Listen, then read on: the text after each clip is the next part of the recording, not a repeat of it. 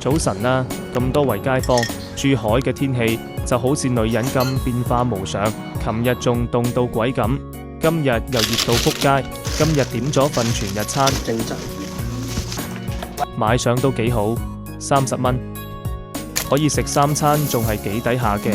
臨近清明，個個都放晒假啦，就只有我哋啲房地產牛馬仲要返工，煩躁。最近去咗次醫院，做完檢查返嚟，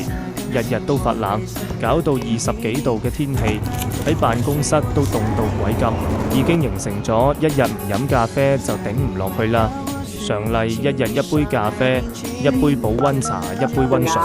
開始一日枯燥又悶嘅工作。最近比較少出去拍片，成日喺公司坐住，